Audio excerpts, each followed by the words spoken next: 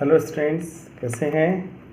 आज students relation function का volume 2 लेकर आया हूं और इसमें हम स्टडी करेंगे रिलेशन की। हालांकि मैं वीडियो बनाने से पहले मैंने सोचा था कि रिलेशन एंड फंक्शन दोनों को मैं इसी में कवर अप कर दूं, तो थोड़ा सा ये प्रॉब्लम हो सकती है स्टूडेंट्स, इसमें रिलेशन और फंक्शन में माइनर डिफरेंस होता है। तो क्यों ना हम एक पार्ट को अच्छे तरीके से पढ़ लें तो दूसरा पार्ट हमें आसानी से समझ में आएगा। तो मैंने इसमें फंक्शन को इंक्लूड नहीं किया है, फंक्शन को हम आगे किसी वीडियो में, आगे वाले वीडियो में इंक्लूड करेंगे। तो पहले आप रिलेशन को डीपली पढ़ लीजिए। रिलेशन कनेक्ट है कार्टेशियन प्रोडक्ट से और कार्टेशियन प्रोडक्ट कनेक्ट था सेट से। तो सेट आपने पढ़ लिया, सेट्स के क्वेश्चंस कर लिए, सेट के बारे में स्टडी कर ली हमारे फर्स्ट वीडियो में। उसके बाद में आपने जो है कार्टेशियन प्रोडक्ट पढ़ा। कार्टेशियन प्रोडक्ट की स्टडी करने के बाद कार्टेशियन प्रोडक्ट से ही हमारा रिलेशन निकलेगा। तो इसलिए मैंने इसमें पूरा फोकस रिलेशन के ऊपर रखा है। तो इसको आप डीपली स्टडी करेंगे तो नेक्स्ट वाले वीडियो में जो फंक्शन आप पढ़ेंगे देखेंगे बहुत इजीली आपको समझ में आ जाएगा। तो स्टूडेंट्स, ये टॉपिक कंटिन्यू आपके 12th में भी आएगा, तो इसलिए यहाँ पर आप इनकी स्टडी करेंगे। Types of relation and types of function की स्टडी आप 12th में करेंगे। तो बेसिक कॉन्सेप्ट आपका यही है। अगर ये मजबूत है तो 12th का भी टॉपिक आपका अच्छा ही रहेगा। अगर आपने यहाँ थोड़ा सा कुछ लूज कर गए और सोचते रहे कि आगे कर लेंगे तो आपको आगे प्रॉब्लम ही होगी। इसलिए स्टूडेंट्स, केयरफुली इसको स्टडी करिए, समझने की कोशिश करिए। फिर मैंने कहा कि अगर कुछ चीज़ समझ में नहीं आती है, कहीं कुछ कन्फ्यूज़न है, तो आप हमेशा फ्री हैं पूछने के लिए। तो आप कमेंट बॉक्स में लिखकर भेज दीजिएगा, मैं आगे वीडियो में उसको इंक्लूड कर लूँगा। और चैनल को सब्सक्राइब करते रहिए, और जिससे कि आगे के वीडियो जो आपको आएंगे वो आपको नोटिफिकेशन मिल जाएगा। सबसे आसान तरीका है कि उसको सब्सक्राइब करिए, बेल आइकन आएगा उसको टच करिए, बस सब्सक्राइब हो जाएगा। उससे बस इतना ही है कि वीडियो को आपको वेट नहीं करना, जैसे ही आएगा तो आपको नोटिफिकेशन के द्वारा पता लग जाएगा कि नेक्स्ट वीडियो आ गया है। तो आप चलते हैं हम टॉपिक रिलेशन की स्टडी करने के लिए। तो आइए मेरे साथ और चलिए। यस स्टूडेंट्स, आज हम बात करते हैं रिलेशन एंड फंक्शन। हालांकि इसका फर्स्ट वीडियो आपने देख लिया होगा, ये मेरा वॉल्यूम 2 है रिलेशन और फंक्शन के लिए। स्टूडेंट्स, रिलेशन और फंक्शन ये इंट्रोड्यूस हो रहे हैं 11th में और ये कंटिन्यूशन में चलेगा अप टू क्लास 12th तक। 12th में भी ये फर्स्ट टॉपिक है आपका रिलेशन एंड फंक्शन। यहाँ रिलेशन और फंक्शन का हम इंट्रोडक्शन पढ़ेंगे, क्या होते हैं रिलेशन एंड फंक्शन, और 12th क्लास में types of relation and types of functions की हम स्टडी करेंगे। तो स्टूडेंट समझ लीजिए कि इसका बेसिक कॉन्सेप्ट यहीं पर है। तो हम स्टार्ट करते हैं। हालांकि जो है मैंने इसको समझाने की काफ़ी कोशिश की है, अगर कोई डाउट हो तो बताते रहिए कमेंट बॉक्स में। और आप वीडियोस को सब्सक्राइब जरूर करिए। सब्सक्राइब का तरीका आपको पता ही है, सब्सक्राइब करिए, बेल आइकन आएगा और बेल आइकन को आप फिर से पुश करिए तो क्या होगा, आप सब्सक्राइब कर पाएंगे। आगे जो भी वीडियोस मेरी आएंगे उसका नोटिफिकेशन सबसे पहले आपके पास आ जाएगा। तो स्टूडेंट्स, पढ़ते हैं आगे। तो रिलेशन एंड फंक्शन में आज हम स्टडी करेंगे रिलेशन के बारे में। तो रिलेशन क्या होते हैं? देखिए, रिलेशन का मीनिंग तो सिंपली आप जानते ही घर में है कि अगर आपकी फैमिली है तो आप, जैसे आप वीडियो देख रहे हैं, अगर मैं कहूँ आप और आपकी मदर, तो आप में एक रिलेशन हो गया कि आप उनके बेटा हैं या बेटी हैं, वो आपकी माँ हैं, तो एक रिलेशन हो गया। और अगर आपको फादर के साथ जोड़ा जाए, आप और पापा, तो क्या हो जाएंगे, आप उनके बेटा हैं या बेटी हैं और वो आपके पापा हैं। तो क्या होगा, एक रिलेशन क्रिएट हो रहा है। घर में भी कर सकते हैं, बाहर भी, जैसे हैं, जैसे आपके यहाँ कोई रिलेटिव आए तो आपने कहा कि वो मेरे अंकल हैं, तो आप में उनमें एक रिलेशन हो गया।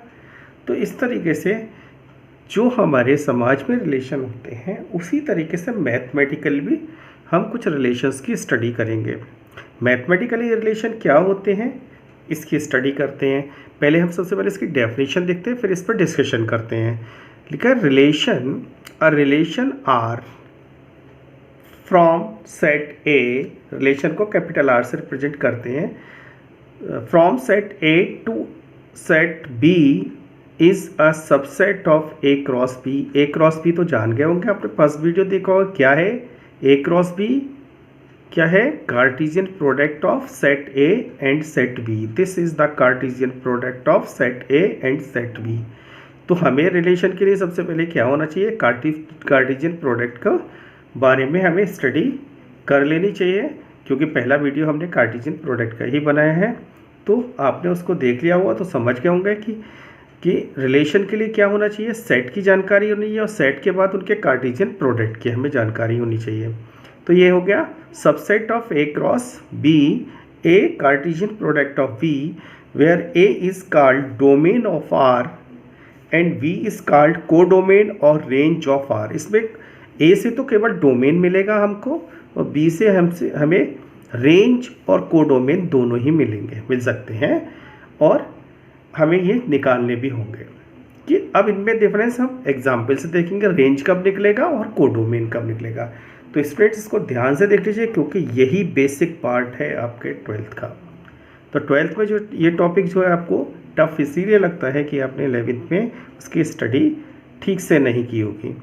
तो जो स्टूडेंट्स ठीक से स्टडी करेंगे, डीपली स्टडी करेंगे, समझेंगे, उनको 12th में ये टॉपिक ईजी लगेगा। तो हमने क्या करा, देखिए अब रिलेशन कैसे क्रिएट करते हैं। तो पहले मैं ऊपर डेफिनेशन आपने देख लिया, a relation R from set A to set B, यानी दो सेट्स हैं, उनके कार्टेशियन प्रोडक्ट से जो पेयर मिलते हैं वो पेयर के एलिमेंट्स एक दूसरे से रिलेटेड होते हैं, वही रिलेशन होता है। अब वो कैसे रिलेटेड है यही हम रिलेशन में स्टडी करेंगे। तो देखते हैं, मैंने एक एग्जांपल लिया है, लेट ए 1 2 3, बी हमने लिया है 2 3 4। हमने इसका कार्टेशियन प्रोडक्ट निकाला पुराने वीडियो की तरह। कार्टेशियन प्रोडक्ट क्या है?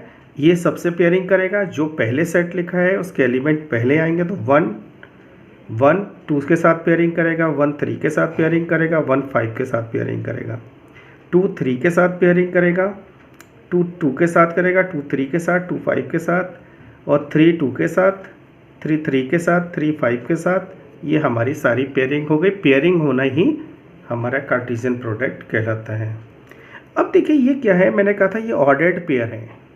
क्या है? Ordered pair.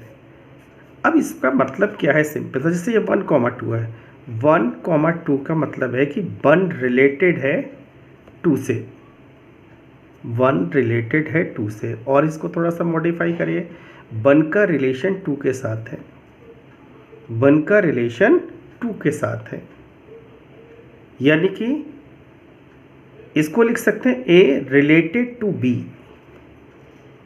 ए का रिलेशन बी के साथ। और कैसा रिलेशन है ये कंडीशन हमको दी होगी, उसी के अकॉर्डिंग हम, यानी कि इन सारे पेयर्स में से कुछ पेयर्स किसी रूल को फॉलो करने लगे, वही रिलेशन हो जाता है। यानी कि फिर से देखिए कि ये कार्टेशियन प्रोडक्ट के सारे पेयर्स में से कुछ पेयर्स किसी पर्टिकुलर कंडीशन को फॉलो करने लगे, रिलेशन कहलाता है। सिंपल सा है। अब मैं वो कहते हैं वो कंडीशन क्या है, जैसे मैंने क्या करा कि now create a some relation. अब हम क्रिएट करते हैं सम रिलेशंस को। कैसे क्रिएट करते हैं? हमने लिखा ये तो कार्टेशियन प्रोडक्ट है, हमने इसको आर मान लिया कि ये रिलेटेड है, ऑर्डर्ड पेयर इसके अंदर दिए। अब एक पर्टिकुलर करते हैं इसको। हमने R1 एक रिलेशन बनाया, किसमें? इनमें A, B में। A, B क्या है? इन्हीं में से कुछ पेयर्स हैं। ये कैसे रिलेटेड हैं? A और B में रिलेशन क्या है वो हमने डिफाइन किया है कि A प्लस B का सम या तो 4 है या 4 से छोटा है। A प्लस B का सम या तो 4 है या 4 से छोटा है। हम कोई भी रिलेशन अपनी तरफ से क्रिएट कर सकते हैं। जब हम क्वेश्चंस करेंगे तो वहाँ हमें गिवन होगा, यहाँ हम समझने के लिए कोई भी रिलेशन रैंडमली आप बना सकते हैं। अब मैंने बना लिया कि A plus B is less than equal to 4, यानी कि ये जो पेयर है इनका सम करेंगे तो वो 4 या 4 से कम आना चाहिए। तो एक रिलेशन आ गया। और ये किसका सबसेट होगा? ये पेयर A क्रॉस B, यानी इसी का तो सबसेट होगा A क्रॉस B का। अब वो पेयर उठा लीजिए जिनका सम 4 या 4 से कम है। या तो पूरा 4 हो या 4 से कम हो। तो हमने क्या करा, यहाँ से एक पेयर लिया 1, 2, इनको आपस में ऐड करिए तो क्या होता है 3 आता है, 4 से कम है, आ गया यहाँ पर 1 + 3 4 होता है तो भी आएगा, 2 + 2 4 हो गया तो भी आएगा। अब कोई भी ऐसा पेयर इसमें नहीं है इन 3 के अलावा जिसका सम करूं तो वो 4 से कम आए या 4 आए। तो देखिए 3 + 2 + 3 5 होता है, नहीं आएगा, 2 + 5 7, 3 + 2 5, 3 3 6, 3 + 5 8। बस केवल 3 पेयर इस कंडीशन को फॉलो कर रहे हैं।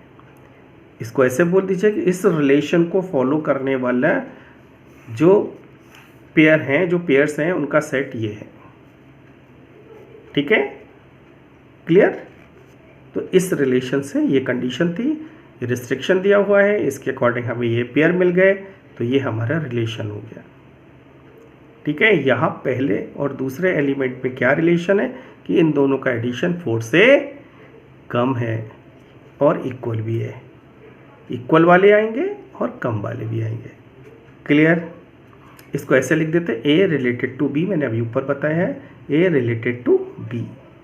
अब क्या होता है, इन रिलेशन में जो फर्स्ट पोजीशन पे जो एलिमेंट बैठे हैं, मैंने ऊपर कहा था कि फर्स्ट पोजीशन के एलिमेंट यानी ए जो हैं वो क्या कहलाते हैं, डोमेन कहलाते हैं। ऊपर डेफिनेशन में देखिए आपने लिखा है, A is called domain of R, उस रिलेशन का डोमेन कहलाता है, यहाँ आर की जगह R1 हो गया है।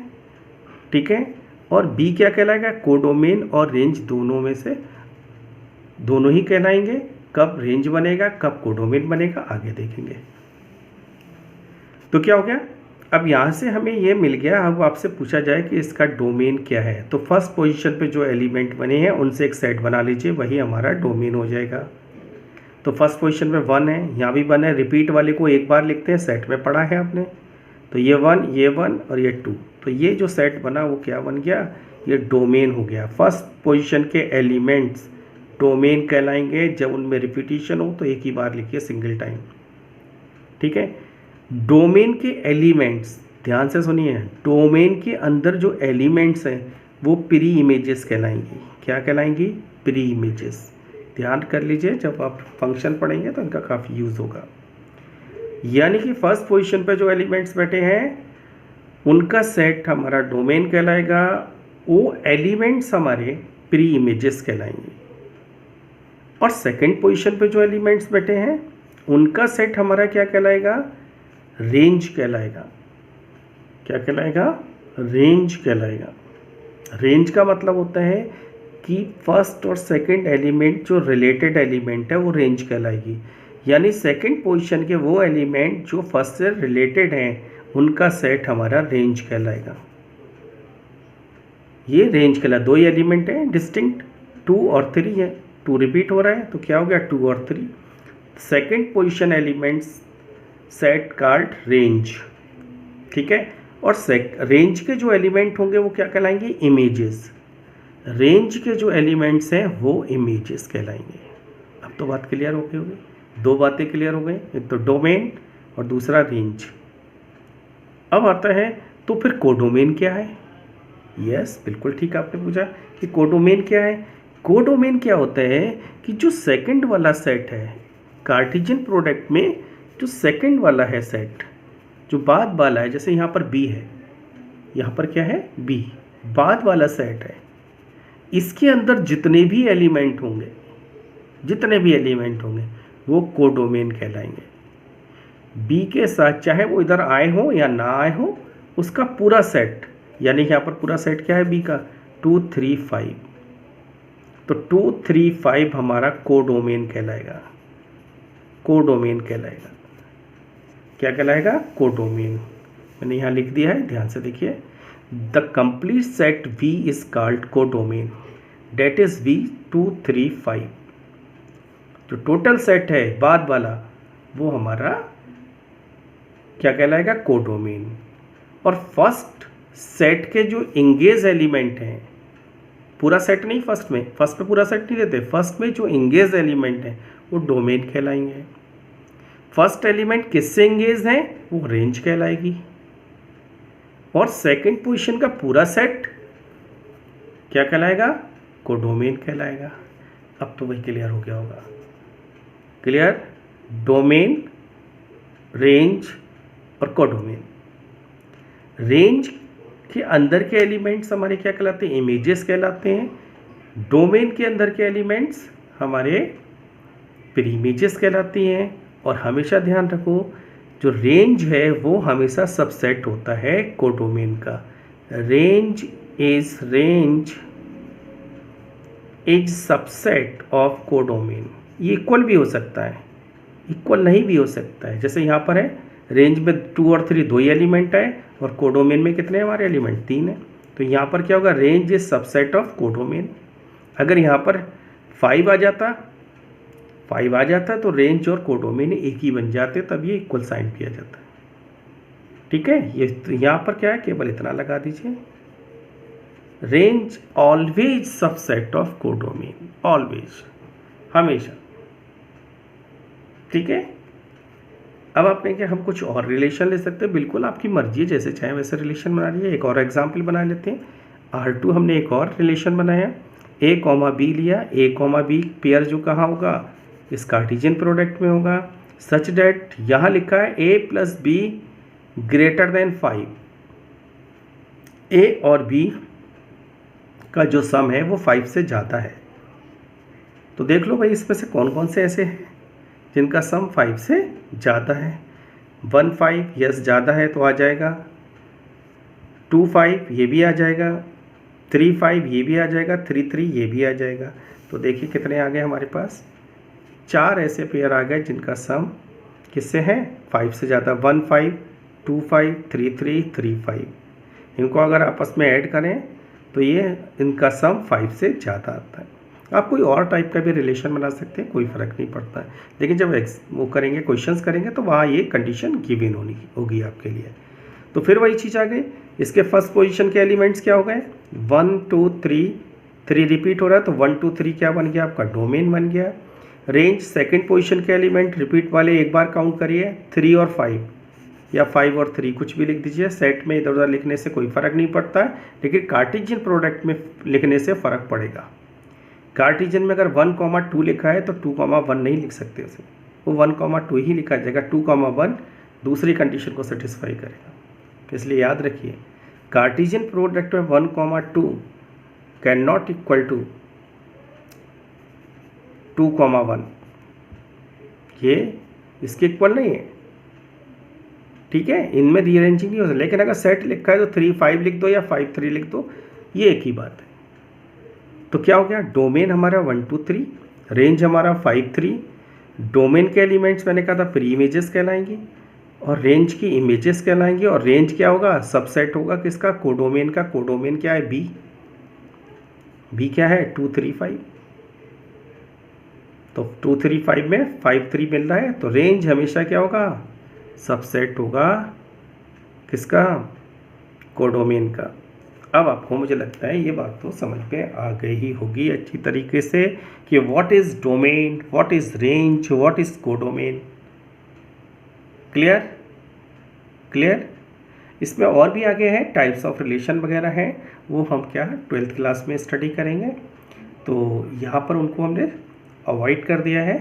जब 12th में आप पहुँचेंगे तो वहाँ पर इसके टाइप्स ऑफ रिलेशंस पढ़ेंगे। ठीक है? काफ़ी उनके टाइप्स के हैं रिलेशंस, उनकी स्टडी आप आगे करेंगे। तो इसको आप एक बार देख लीजिए और आराम से इसकी स्टडी पेशेंस के साथ करिए। जितना आप ध्यान से कंसंट्रेट करके माइंड को पढ़ेंगे तो बहुत ज़रूरी है कंसंट्रेशन। जितना कंसंट्रेशन होगा उतना ही आपको ज़्यादा समझ में आएगा। ठीक है? आगे बढ़ते हैं। ये क्लियर हो गया होगा, अच्छे से क्लियर हो गया। अब आता है कि representation of a relation. Representation of a relation यानी कि हम रिलेशन को रिप्रेजेंट कैसे करते हैं। ठीक है? तो हमारे पास जो है, इनको मैंने 4 पार्ट्स में डिवाइड किया है। एक है सेट बिल्डर फॉर्म, दूसरा है रोस्टर फॉर्म, तीसरा है एरो यानी डायग्राम वाली फॉर्म, और तीसरा है लेटिस। लेटिस क्या होता है? लेटिस मतलब 2D में हम इसको रिप्रेजेंट कैसे करें, एक्स और वाई एक्सिस पर। पहला एलिमेंट एक्स एक्सिस पर, दूसरा एलिमेंट वाई एक्सिस पर। रिप्रेजेंट करना ही हमारा लैटिस कहलाता है। पॉइंट के अकॉर्डिंग हम इसको शो करते हैं, वो लैटिस कहलाता है। आगे देखेंगे। तो पहला है set builder form. Set builder form के नाम तो आपने सुना होगा जब सेट पढ़ा है। वही चीज़ यहाँ पर है कि हम इस किसी भी रिलेशन को लैंग्वेज फॉर्म में लिखते हैं तो वो सेट विल्टर फॉर्म होती है। जैसे मेरे पास वही दोनों सेट दिए हुए हैं एग्जाम्पल के तौर पे। मैंने लिख दिया आर एक रिलेशन है a, b such that a + b is less than equal to 4। ये इस फॉर्म में लिखा होना ही हमारा क्या कहलाता है, सेट विल्टर फॉर्म कहलाता है। तो फर्स्ट पोजीशन का एलिमेंट कहाँ बिलोंग करेगा, ए में बैठा होगा। सेकंड पोजीशन का एलिमेंट कहाँ होगा, बी में बैठा होगा। ठीक है, अब ए और बी हमने नेचुरल नंबर ले लिया, आप कुछ और भी ले सकते हैं सेट के लिए। तो क्या हो गया, अब इस लैंग्वेज को कन्वर्ट कर दूं मैं ज़रा इसमें कि भाई इन दोनों का सम 4 या 4 से कम है, तो वही तीनों पेयर आ गए 1, 2, 1, 3, 2, 2 जो पीछे पढ़े थे हमने। ये रोस्टर फॉर्म हो गई। ऊपर वाली फॉर्म क्या गई, set builder language form, set builder form. और ये जो है विदाउट लैंग्वेज फॉर्म जो है हमने पेयर के फॉर्म, ऑर्डर्ड पेयर की फॉर्म में लिखा, वो रोस्टर फॉर्म हो गया। अब इसको उल्टा कर लो, रोस्टर हो गया। रोस्टर में क्या हो गया, ये चीज़ गिवन हो गई, ये दोनों सेट हो गए। इनमें से इस कंडीशन को होल्ड करने वाले हमने पहले लिख लिए, क्या है, a + b is less than equal to 4। ये कंडीशन थी, इसको होल्ड करने वाले हमने ये लिख दिए। अब ये आपने पहले लिख लिया और पेयर नहीं लिए, तो ये कोई ना कोई रूल को फॉलो कर रहा होगा, आपने लिखा है।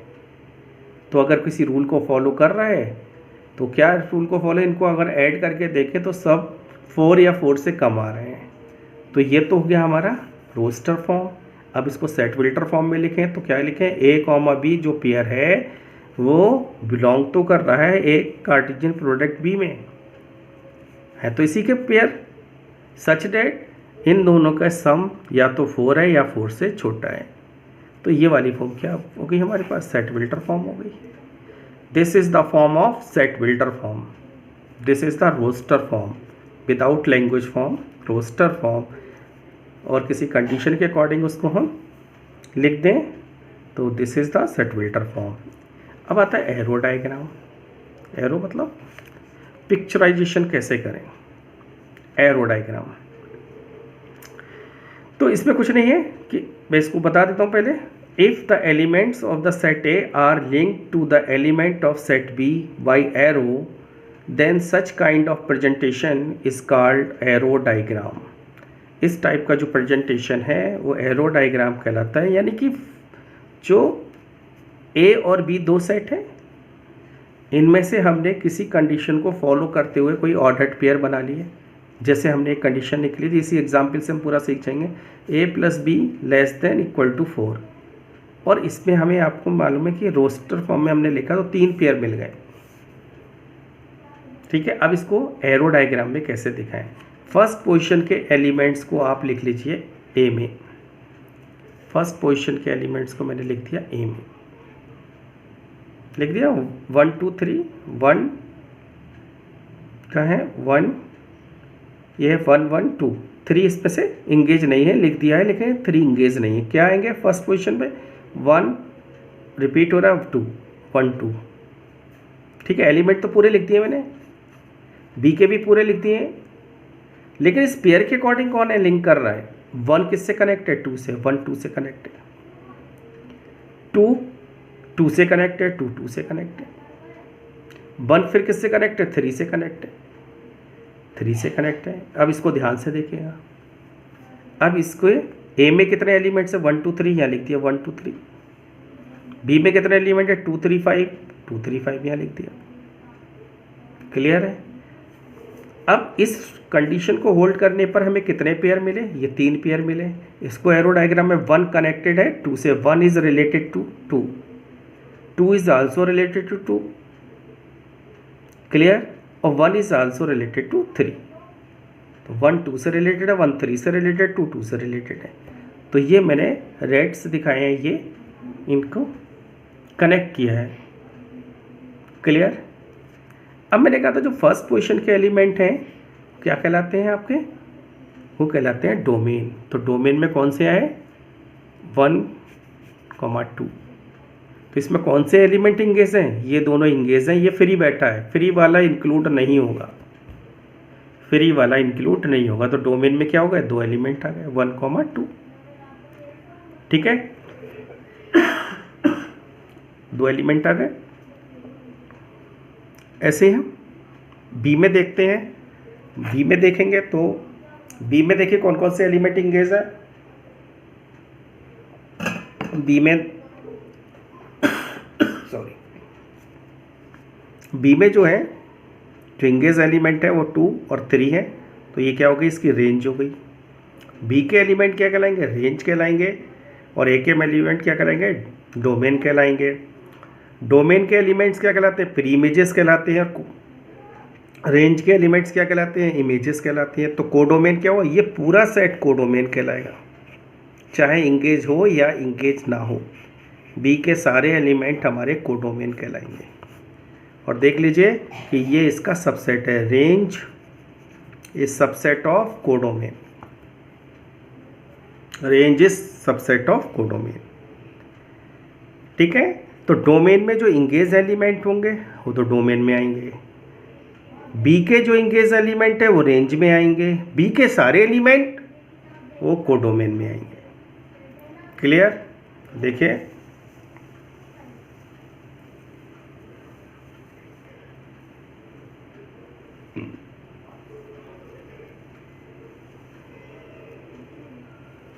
ठीक है, क्योंकि मैं केवल इसको आपके लिए केवल मोबाइल से रिकॉर्डिंग कर रहा हूँ, तो इसलिए हो सकता है कि कभी कभी उतनी फिनिशिंग ना हो पाए जितनी आप एक्सपेक्ट करते हैं। क्लियर, आगे बढ़ें। नेक्स्ट देखते हैं, लास्ट है लैटिस फॉर्म। ये आ गया आपके स्क्रीन पर।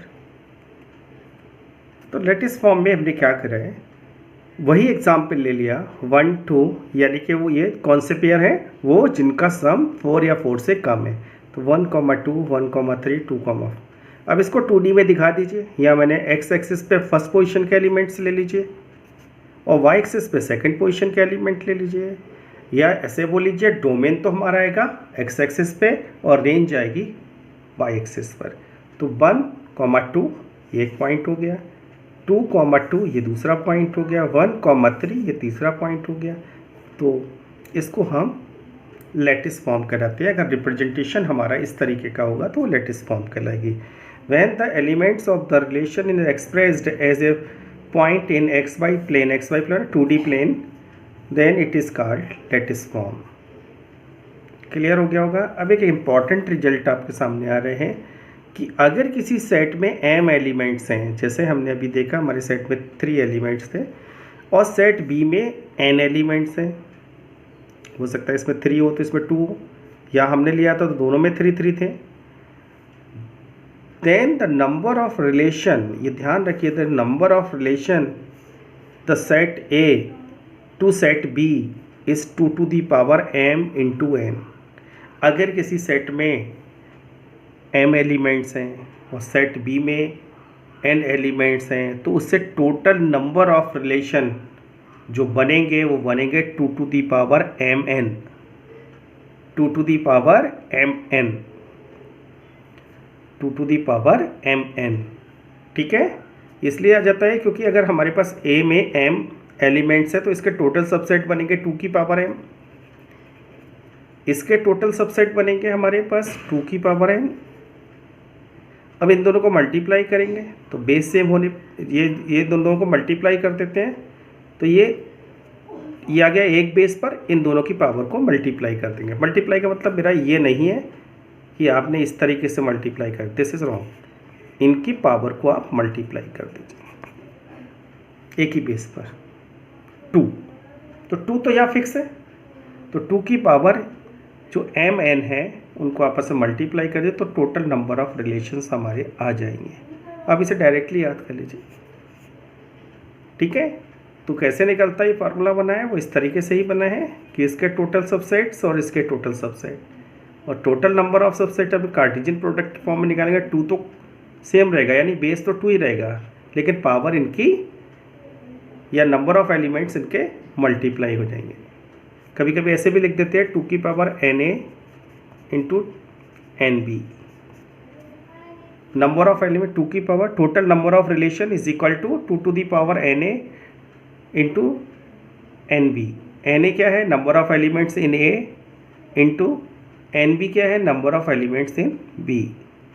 ठीक है, तो आप जैसे चाहें उस तरीके से आप इसको समझ लीजिए। अब देखिए तो कुछ एग्जाम्पल हमने लिए हैं, एग्जाम्पल से और क्लियरिटी आपकी बढ़ेगी। If R is the define as a relation greater than, अब ये देखिए ये रिलेशन इन्होंने ऐसे लिखा है तो इसका पूरे फॉर्म क्या होगा, ए ग्रेटर देन बी। ये पूरा ग्रेटर देन का मतलब क्या हुआ, ए ग्रेटर देन बी, ए ग्रेटर देन बी। ठीक है, इस तरीके से आप इसको पूरा कंप्लीट कर सकते हैं, इधर ए लगा दीजिए और इधर बी लगा दीजिए, तो रिलेशन क्या बना, A greater than B. Clear. From the set containing the first 5 natural number to itself, कहते हैं कि इसमें जो कार्टेशियन प्रोडक्ट है फर्स्ट 5 नेचुरल नंबर 1 2 3 4 5 यानी A क्रॉस A ही है। हम A क्रॉस B निकालते थे, वो कहते हैं नहीं, अपने आप से ही इसका कार्टेशियन प्रोडक्ट हुआ है। तो इसमें ये वाले पेयर निकालो कि जो पहला एलिमेंट दूसरे एलिमेंट से बड़ा है। तो सबसे पहले हमने इसका कार्टेशियन प्रोडक्ट कर लिया, टोटल निकाल लिए, टोटल निकालिए A क्रॉस A, 1 से पेयरिंग हुई, ये 1 की सारे से पेयरिंग हुई, 2 के सारे से पेयरिंग, 3 की सारे से पेयरिंग हुई, ऐसे 4 से सारे की पेयरिंग होगी, ऐसे 5 की पेयरिंग होगी। तो ये टोटल आ गए हमारे पास पेयर्स। कार्टेशियन प्रोडक्ट आपने सीख लिया है पुरानी वीडियो में, तो ये मेरे पास आ गया, ये हो गया टोटल ऑर्डर्ड पेयर। ठीक है, A क्रॉस A। अब इनमें से रिलेशन हमें क्या था, A is greater then B, A is greater then B। तो आप इसको ऐसे छाटिए कि पहला एलिमेंट दूसरे से बड़ा होना चाहिए, वो सारे पेयर ले लो। तो देखो 2,1 3,1 3,2 फर्स्ट पोजीशन सेकंड से बड़ी है, सारे में देख लीजिए। और ये कहाँ से लिए गए हैं, यहीं से लिए गए हैं, जो मेरे ग्रीन से टिक करे हैं ये सारे मैंने यहाँ से कलेक्ट करे हैं, यानी फर्स्ट पोजीशन सेकंड से बड़ी है। तो ये कितने पेयर आएंगे, 1 2 3 4 5 6 7 8 9 10 पेयर हमको ऐसे मिल गए जिसकी फर्स्ट पोजीशन सेकंड से बड़ी है। और ये कहाँ से लिए गए, यहाँ से, इसलिए पूरा सेट किसका बना, सबसेट, इसका सबसेट बन गया। R is subset of A cross A। Clear. कुछ कंडीशन और दी होती, अगर ये लिखा होता A इज स्मॉलर देन, तो फर्स्ट पोजीशन का एलिमेंट सेकंड से छोटा आता। ठीक है, अगर वो लिख देते A, B where A is equal to B, तो सारे दोनों पोजीशन के एलिमेंट सेम आते, 1 1 2 2 3 3 4 4 5 5। ठीक है, 1 1 2 2 3 3 4 4 5 5। अगर ये दिया होता A is equal to B, A, B where A is equal to B। Example मैंने क्यों लिया, मैंने इसलिए भी ले लिया एग्जाम्पल, थोड़ा सा मैं आपको आगे का भी इंट्रोड्यूस कराता चलूँ। अगर ऐसा कोई रिलेशन आता है जिसमें फर्स्ट पोजीशन और सेकंड पोजीशन के एलिमेंट्स सेम हो, तो वो रिलेशन आइडेंटिटी रिलेशन कहलाता है। क्या कहलाता है, आइडेंटिटी रिलेशन। बस शर्त ये होनी चाहिए, यानी कंडीशन ये होनी चाहिए कि जो A के सारे एलिमेंट सबकी पेयरिंग हो अपने से, 1 1 2 2 3 3 4 4 5 5, कोई छूटना नहीं चाहिए, तभी आइडेंटिटी रिलेशन बनेगा। ये आपको आगे हायर क्लास में यानी कि नेक्स्ट क्लास में पढ़ेंगे। ठीक है, फिर भी मैंने इंट्रोड्यूस करा दिया कि आइडेंटिटी रिलेशन इस टाइप को कराते हैं। ठीक है, क्लियर। ठीक है, या कोई ऐसी कंडीशन आपको मिल जाए, कोई ऐसा रिलेशन मिल जाए जिससे ये सारे पेयर आ जाए। क्या कोई ऐसी कंडीशन बना सकते हो जिससे आपके सारे पेयर आ जाए? हाँ, क्यों नहीं बना सकते, बहुत से बना सकते हो। मैं लिख देता हूँ A, B where A plus B is greater than 50।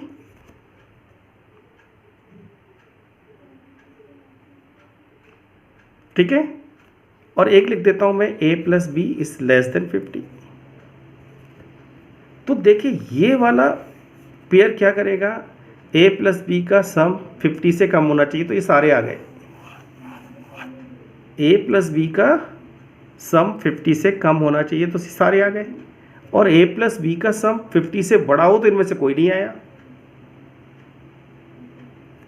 समझ रहे हैं मैं क्यों बोल रहा हूँ? a प्लस बी का सम 50 ले लो, 30 ले लो, 80 ले लो, 100 जो चाहे लिख लो। तो इस कंडीशन में तो सारे पेयर आ गए, क्योंकि किसी का भी सम जो है 50 से कम ही होगा। कोई भी सम करो हमेशा 50 से कम ही होगा। 5 5 10 होगा, मोस्टली 10 होगा मैक्सिमम। अगर आप यहाँ 11 लिख दोगे तो अभी सारे आ जाएंगे। तब तो सब आ गए। और हमने लिख दिया a प्लस बी का ग्रेटर देन 50, तो कोई नहीं आया।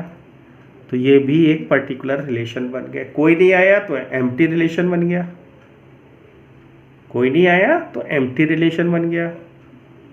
और सब आ गए, सब आ गए तो यूनिवर्सल रिलेशन बन गया। क्या बन गया? यूनिवर्सल रिलेशन बन गया। थोड़ा मेमोराइज कर लो, आगे कभी या किसी ऑब्जेक्टिव टाइप के क्वेश्चंस में, ये कंपटीशन वगैरह में इस टाइप के पूछ लिए जाते हैं। तो मेमोराइज करना शुरू कर दीजिए अभी से, 11 से ही। तो अगर सारे पेयर आ गए, किसी भी कार्टेशियन प्रोडक्ट के सारे पेयर आ जाएं, ऐसा कोई रिलेशन बना लो, तो वो यूनिवर्सल रिलेशन कहलाएगा। और अगर कोई ऐसा रिलेशन दिया कि कोई भी पेयर हमको ढूंढे नहीं मिल रहा है, इस कंडीशन में हमको कोई पेयर नहीं मिलेगा, a plus B is greater than 50, कुछ नहीं मिलेगा, तो this is empty relation. Clear? चलिए फिर वापस आते हैं उस पर। तो ये हमें मिल गया पेयर कौन सा है कि पहले पोजीशन का एलिमेंट सेकंड से बड़ा है। तो इसमें डोमेन और रेंज आपसे पूछा जाए तो डोमेन फर्स्ट पोजीशन के एलिमेंट्स हमारे क्या बन गए? डोमेन बन गए। सेकंड पोजीशन के एलिमेंट हमारे पास रेंज बन गई। तो कोडोमेन क्या बना? पूरा सेट ए क्रॉस ए में ए ही होगा, तो ये बी का काम कर रहा है, तो ये पूरा सेट हमारा क्या होगा? कोडोमेन होगा। आ गया होगा? तो स्टूडेंट्स को जरा ध्यान से देखिएगा, ये लैंग्वेज बेस्ड टॉपिक है, थोड़ा सा टफ माना जाता है। आगे जब ट्रिग्नोमेट्री वगैरह आगे चलेंगे तो टॉपिक आपके लैंग्वेज कम होगी और वो फार्मूले बेस्ड होंगे मोस्टली। ठीक है, आगे बढ़ते हैं। देखिए ये एग्जाम्पल, ये एक्सरसाइज 2.2 का क्वेश्चन फर्स्ट है, इंपॉर्टेंट क्वेश्चन है। लिखा है लेट ए 1 2 3 डॉट डॉट कर अप टू 14 तक ऐसे ही काउंटिंग है।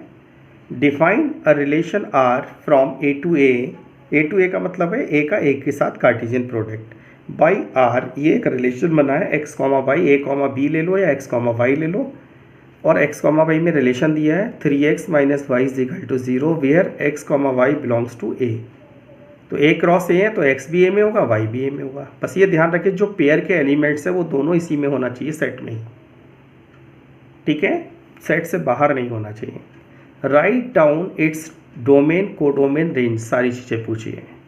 तो हमने क्या करा, इस रिलेशन को जो सेट बिल्डर फॉर्म में दिया था हमने इसको कन्वर्ट किया पहले रोस्टर फॉर्म में। तो ये दिया था 3x minus y is equal to 0 where x comma y belongs to A, तो y is equal to 3x मैंने इसको लिख लिया। अब x क्या है, 1 से लेके 14 तक की कोई वैल्यू मैंने यहाँ लगाई, तो 1 लगाया तो 3 आया, 2 लगाया तो 6 आया, 3 लगाया तो 9 आया, 4 लगाया तो 12 आया, और 5 लगाया तो 15 आया। तो क्या मैं 15 लूँगा? नो। यानी कि जो भी आप यहाँ से वैल्यू लगाएं और जो वैल्यू यहाँ आए वो भी ए में होना चाहिए। 3 ए में है, 6 ए में है, 9 ए में है, 12 ए में है, लेकिन 15 ए में नहीं है। तो यहीं तक आप लेंगे, इसके आगे नहीं लेंगे। यानी कि जो वैल्यू आप x की ले रहे हैं वो भी ए में होना चाहिए, और जो y की वैल्यू आ रही है वो भी ए में होना चाहिए। तभी तो यहाँ लिखा है x comma y belongs to A. ठीक है, तो हमारे पेयर क्या बने? 1 रखा तो 3 आया, 1,3, 2 रखा तो 6 आया, 2,6, 3 रखा तो 3,9, 4 रखा तो 4,12। ये हमारा क्या हो गया, रोस्टर फॉर्म हो गई। अब इसको आपको मालूम फर्स्ट पोजीशन के एलिमेंट्स क्या होंगे, डोमेन होंगे, तो मैंने इसको किस में दिखा दिया, इसको एरो डायग्राम में दिखा दीजिए। ए हमारा क्या 1 2 3 4, ठीक है 1 2 3 4। हमने यहाँ पर फर्स्ट पोजीशन के एलिमेंट्स ले लिए, सारे नहीं लिए क्योंकि डोमेन में जो इंगेज एलिमेंट होते हैं वही लिखे जाते हैं। तो 1 2 3 4, तो 1 2 3 4 यही सब इंगेज है। अगर बाकी लिखना चाहो तो लिख दीजिए, लेकिन वो इंगेज नहीं है, डोमेन में नहीं आएंगे। तो ये क्या हो गया 1 2 3 4, ये हमारा डोमेन बना। और जो इंगेज एलिमेंट है सेकंड पोजीशन के, वो सब क्या बनेंगी, रेंज बनेंगी। तो 3 6 9 12 यही इंगेज है सेकंड पोजीशन के एलिमेंट, ये हमारे रेंज में आ गए। इनके अलावा जो एलिमेंट्स हैं 1 से लेकर 14 में, इनको छोड़ दिया जाए, बाकी जो एलिमेंट्स हैं वो यहाँ आएंगे। तो वो रेंज में तो नहीं आएंगे, लेकिन कोडोमेन में सारे आ जाएंगे। तो रेंज की बात करते हैं, रेंज का सेट बना 3 6 9 12, तो ये रेंज बन गई। क्लियर। कोडोमेन क्या बना, पूरा सेट 1 2 3 4, चाहे वो इंगेज हो चाहे वो इंगेज ना हो, तो पूरा सेट जो है बी का बाद वाला वो कोडोमेन बनता है। ठीक है। और रेंज के इंगेज एलिमेंट क्या कहलाते हैं, इमेजेस, और इसके क्या कहलाते हैं, प्री इमेजेस। ध्यान से इसको समझ लेना, क्योंकि ये जब फंक्शन पढ़ेंगे तो ये बातें फिर से आएंगी। इसलिए मैंने क्या करा है, इस वीडियो को बनाने के लिए मैंने सोचा था कि पहले रिलेशन फंक्शन दोनों इंक्लूड कर दूँ इस टॉपिक में, तो कहीं आपको कन्फ्यूज़न नहीं है वो, इसलिए आप एक साइड अच्छी तरीके से पढ़ लीजिए, यानी रिलेशन को ठीक से पढ़ लीजिए, समझ लीजिए, फिर फंक्शन को पढ़िएगा, तो आपको कन्फ्यूज़न नहीं होगा, कोई डाउट नहीं होगा, आराम से समझ में आ जाएगा। तो आगे देख पढ़ते हैं। एक और मैंने क्वेश्चन दिया है एक्सरसाइज 2.2 का। क्वेश्चन 3 है, ए है 1 2 3 5, बी है 4 6 9। Define a relation R from A to B by R x comma y, the difference between x and y is odd. यानी कि ये जो x और y जो पेयर है, इनका जो डिफरेंस है वो ऑड है। अब डिफरेंस का मतलब तो आप जानते हैं, बड़े में से छोटा घटा दीजिए, पॉजिटिव वैल्यू होती है, वो कैसा नंबर आना चाहिए, ऑड। तो x यानी फर्स्ट पोजीशन का एलिमेंट x में होना चाहिए और सेकंड पोजीशन का एलिमेंट b में होना चाहिए। तो write R in roster form, कहते हैं इसको रोस्टर फॉर्म में लिखिए, इसमें कौन कौन से पेयर आएंगे। सेट क्या है, a, b क्या है, ये। अब आपको मालूम है कि जब दो नंबर का डिफरेंस, अगर दो नेचुरल नंबर उनका डिफरेंस ऑड आ रहा है, तो वही उनमें से एक जरूर, एक इवन होगा और दूसरा ऑड होगा। एक इवन और एक ऑड का डिफरेंस ऑड आता है। ठीक है। एक नंबर अगर इवन ले लें आप और एक नंबर ऑड ले लें, तो उनका डिफरेंस हमेशा ऑड आएगा। लेकिन अगर दोनों नंबर ऑड ले लिया, दोनों इवन ले लिया, तो उनका डिफरेंस इवन ही आएगा। ठीक है। तो देखें, अब देखिए मैंने 1 लिया, तो 1 मेरे पास ऑड है, तो दूसरा नंबर इधर से इवन ले लेता हूँ, 4 ले लिया, तो 1,4 आ गया। डिफरेंस लिखिए, 4 में से 1 गया, 3 आया। डिफरेंस में तो बड़े में से छोटा लेस करेंगे, तो ये 3 ऑड होता है, तो मेरे पास क्या आ गया, 1 4 आ गया। अब 2 से देखिए, 2 इवन है, तो इधर से ऑड पकड़िए, 9 आ गया। 2 के साथ हमारा 9 आ गया। 1 के साथ हमारा 4 भी आएगा, 6 भी आएगा। ठीक है। 1 के साथ हमारा 4 भी आएगा, 6 भी आएगा। ये भी ऑड नंबर देगा, ये भी ऑड नंबर देगा। 2 के साथ 9 आएगा, तो ये भी ऑड नंबर देगा। 3 हमारा ऑड है, तो इधर से इवन पकड़ लो, 3 4 और 3 6, 3 4 3 6, इनका डिफरेंस भी क्या आएगा, ऑड ही आएगा। फिर आप यहाँ से देख लीजिए, 5 ऑड है, तो यहाँ से क्या लीजिए, इवन। इवन क्या है, 4 और 6, तो 5 4 5 6। तो इतने पेयर ऐसे मिले जिनका हम अगर डिफरेंस निकालें, बड़े में से छोटा लेस करें, तो हमेशा ऑड मिलेगा। क्लियर। तो इनमें ऑड आएगा, डिफरेंस क्या आएगा, ऑड आएगा। अब देखिए, यही पूछा था, यही तो रोस्टर फॉर्म है, आंसर तो हमारा यही हो गया। लेकिन फिर मैं आपसे कहूँ कि इसमें डोमेन और रेंज क्या होगी, तो ये फर्स्ट पोजीशन के एलिमेंट्स डोमेन होगा, रिपीटिशन नॉट अलाउड। तो ये डोमेन हो गया 1 2 3 5, ये डोमेन हो गया। रेंज क्या हो गई, 4 6 9, 4 6 9 हमारा रेंज हो गई। क्लियर। अब आता है एक और है क्वेश्चन, ये है क्वेश्चन नंबर 8 एक्सरसाइज 2.2 एनसीईआरटी का है, ध्यान से देख लीजिएगा। देखिए फ्रेमिंग में आ गया, let A is equal to x y z, B है 1,2, find the number of relation from A to B. Number of relation का मैं फार्मूला बता चुका हूँ। N A number of elements in A 3, इसको मैंने एम मान लिया, से एम पावर में नहीं है, एम मान लिया फार्मूले के लिए। Number of elements in B 2, से एन, इसको एन मान लीजिए। तो क्या फार्मूला पीछे बताया था, number of relation is equal to 2 to the power M into N, 2 to the power M into N, तो 2 to the power 3 into 2, 3 into 2 क्या होता है 6, 2 की पावर 6 क्या होगा 64। ये हमारा आंसर हो गया, ये आंसर हो गया। तो स्टूडेंट्स, हमने इस रिलेशन के बारे में डिस्कशन किया, पूरी समझाने की पूरी कोशिश की गई। उम्मीद है कि आपको समझ आया होगा। अब एक वीडियो को दोबारा देखिए, अगर कहीं कुछ कन्फ्यूज़न है, कोई डाउट है तो दोबारा फिर समझने की कोशिश करिए। एनसीईआरटी की भी स्टडी करिए साथ में, एक बार पढ़ लीजिए, एनसीईआरटी को भी पढ़ते रहिए, मेन टॉपिक्स को देखिए, उसके बाद वीडियो देखिए, फिर वीडियो देखिए अगेन एंड अगेन, और आपको ये अच्छे से मेमोराइज हो जाएगा।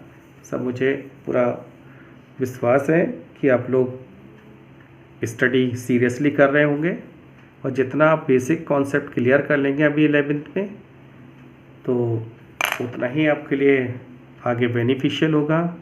अपने टाइम को किल ना करें, क्योंकि आप कोई भी चीज़ खरीद सकते हैं, लेकिन जो निकल गया टाइम उसको आप दोबारा नहीं खरीद पाएंगे। तो आप जो आज का वर्क है वो आज ही कंप्लीट करने की कोशिश करिए, पेंडिंग में ना डालें।